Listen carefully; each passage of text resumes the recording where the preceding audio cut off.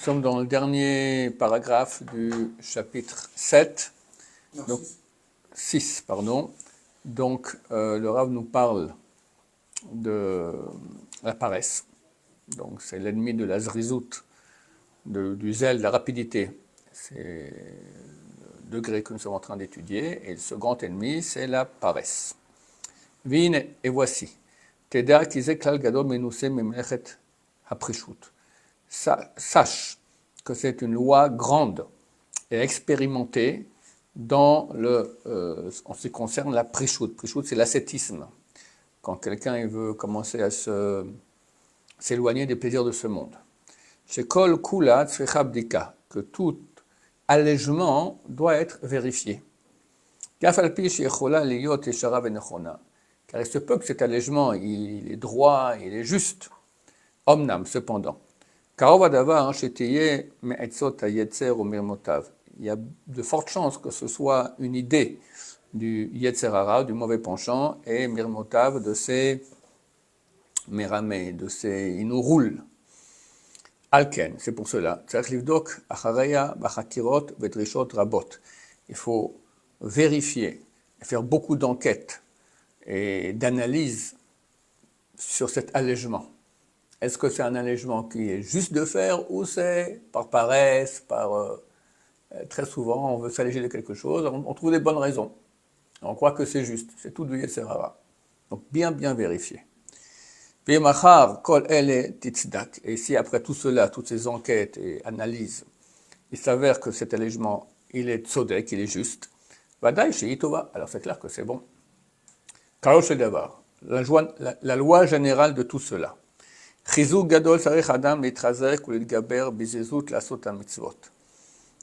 L'homme doit se renforcer beaucoup pour les gaber, pour se renforcer, comment dire, les gaber, pour vaincre.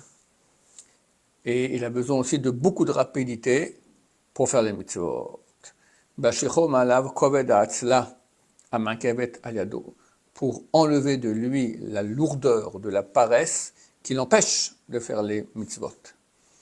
Parenthèse, et qu'il utilise le trait de caractère de paresse, Batavot, Habemiyot, dans les envies animales. Et bien, on va se faire un resto, je sais pas, un shawarma, qu'est-ce que j'en sais, chacun avec ses ta'avot. Je suis fatigué. Voilà. Asher hanaotehem cholfot min adam, dont les plaisirs vont passer, ils sont très passagers.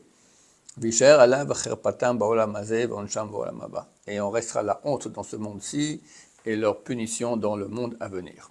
Vetir et vois, shamalachim nishtabochu bamida tova azot, que les anges ont été loués par ce bon trait de caractère. Chez les Marbahem, qu'il dit à leur propos, Gibore koach osed varo, des vaillants forts, qui font sa parole, qui rallient sa parole, les Shumoa Bekol de Varo, pour écouter sa parole. Donc on dit qu'ils sont forts. Vachayot Ratso Vashov, et Vomer, en plus il est écrit. Vachayot Ratso Vashov, Kemare Abazak. C'est dans la vision de Yecheskel des monts supérieurs. Alors il voit des créatures célestes qui courent et reviennent comme l'éclair, à la vitesse de l'éclair. Adam ou Adam velo malach. Et voici, l'homme est un homme et pas un ange. C'est pour ça qu'il ne peut pas arriver à la puissance de l'ange. Arvadai, néanmoins c'est clair. Tout ce qui pourra se rapprocher dans ces degrés à l'ange, Raouch et Karev, alors c'est bien qu'il se rapproche. David Amelech ayam shabach al chelko. Le roi David se louait lui-même en disant Hashti v'lo etma'amati lishmor mitzvotecha. J'étais rapide et je ne me suis pas fait attendre pour garder tes mitzvot. Nous passons au chapitre 7, Beveo Chelki Azrizout, les différentes parties de la Zrizout donc du zèle, de la rapidité. Chelkei הזריזות שניים, il y a deux parties de la zrizout. אחד קודם המעשה ואחד אחרי כן. Un, avant l'action. Deux, après. קודם, התחלת המעשה, le zrizout qu'il y a avant l'action, הוא שלא יחמיץ האדם את המצווה. C'est que l'homme ne rate pas la mitzvah. אלא בהגיע הזמנה, mais lorsqu'arrivera son moment, או בהזדמנה לפניו, ou qu'il aura l'occasion de la faire, בעלותא במחשבתו, par exemple, qu'il a tout à coup l'idée de la faire, ימהר יחיש מעשהו לאחוז בה, que rapidement il la saisisse, ולעשות אותה, qu'il la fasse, ולא יניח זמן לזמן שיתרבה בינתיים, et qu'il ne laisse pas du temps qui passe en attendant. כי אין סכנה כסכנתו, car il n'y a pas de danger comme son danger. אשר הנה כל רגע שמתחדש, car chaque instant qui se renouvelle, יוכל להתחדש איזה עיכוב למעשה הטוב, pour arriver une chose qui va empêcher, un empêchement à faire la bonne action. On ne sait pas, qu'est-ce qui peut se passer, on croit qu'on a tout le temps, et tout ira très bien, et hop, tout à coup, quelque chose, il y a Yetzirah dans le monde, lui il vient, il te met tout à coup des bâtons dans les roues, et hop, tu ne peux pas plus faire la mitzvah que tu voulais faire. Et à propos de la véracité de ces choses-là, nos sages nous ont avertis. Binyan hamlachat Shlomo, en ce qui concerne le couronnement de Shlomo, le roi Salomon, Shamar David et Benayahu. David a dit à Benayahu, Benayahu était le grand Cohen, c'était aussi un ministre de David, et David a dit à Benayahu, va maintenant couronner Shlomo. Il y avait un autre fils de Shlomo qui voulait être roi à la place. Et quand il a appris ça, David il a dit tout de suite, tu vas maintenant couronner Shlomo, que c'est lui qui sera le roi. Alors comment il dit? Vous ratem oto el Gichon. Vous le descendrez au Gichon. Gichon, c'est une rivière qui passe dans Jérusalem, et on couronnait les rois là-bas pour montrer que de même que le fleuve, la rivière, elle coule sans cesse, comme ça aussi leur royauté durera sans cesse. C'est vers la cité du roi David, non? Pardon? C'est vers la cité du roi David. Oui, exactement. En bas de la cité du roi David, on a là-bas le Gichon. Vana Benayahu, et Benayahu a répondu, Amen. Ken Yomar Hashem.